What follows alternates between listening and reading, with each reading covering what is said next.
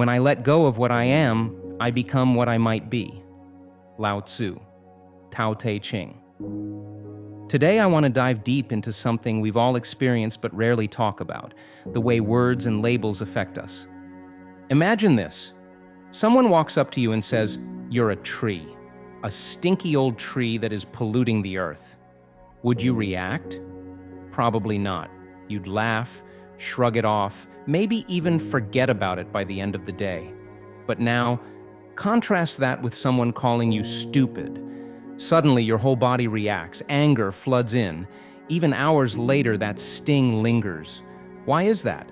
What makes one statement absurd and ignorable while another strikes a nerve? When faced with external accusations, we often ask, is this true or not? Life becomes a constant battle to defend ourselves from external judgments. We become slaves to words, people, and circumstances. But here's a more enlightening approach. Instead of asking, is this true? What if we asked, why am I vulnerable to these words? This shift transforms the conversation from defense to self-discovery. And that brings me to one of my favorite teachings, a poem by the Chinese philosopher Chuang Tzu written over 2,000 years ago. He said, "If a man is crossing a river and an empty boat collides with his skiff, he won't get angry, even if he's bad-tempered. But if there's someone in the boat, he'll shout at them, curse them, demand they steer clear, all because there's somebody in the boat." Chuang Tzu asks, what if your boat were empty?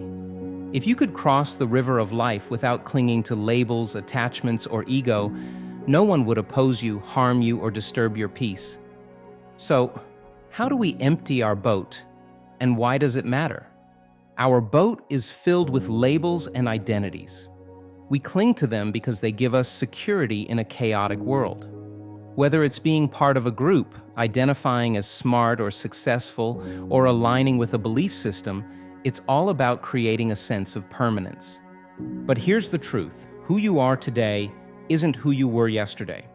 Heraclitus said it best. No man ever steps in the same river twice, for it's not the same river and he's not the same man.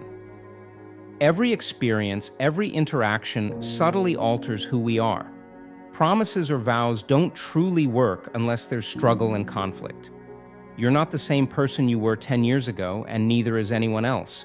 So who is really you? Is there a real you?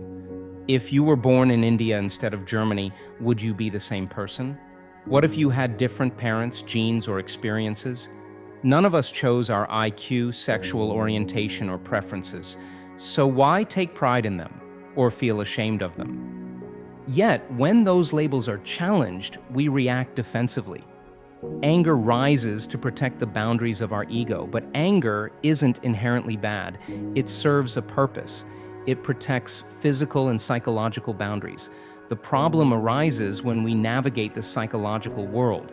Our ego identity is nothing more than an imaginary boundary separating you from not you. These boundaries create separation, which inevitably breeds conflict, not just within ourselves, but collectively, as war, us versus them. As Jiddu Krishnamurti once said, when you call yourself an Indian or a Muslim or a Christian or a European, you are being violent. Do you see why it is violent? Because you are separating yourself from the rest of mankind. Yet, if we zoom out and look at Earth from space, those borders vanish. The planet is one unified whole. The same applies to the ego. Its boundaries are illusions. Letting go of pride and shame is key. Pride makes us cling to superiority. Shame keeps us stuck in self-judgment. Together they create the illusion of separation, the very thing that fuels conflict. Humility dismantles this illusion.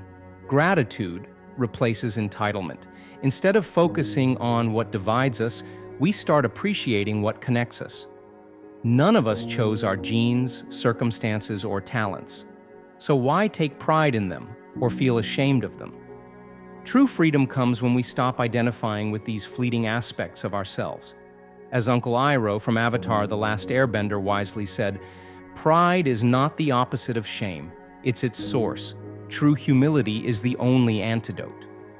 So what if we emptied our boats? What if we embrace the journey within, not to defend ourselves, but to heal and understand? When we drop the labels, beliefs, and separations, we become whole. We realize we've never left home. We've always been connected to unconditional love.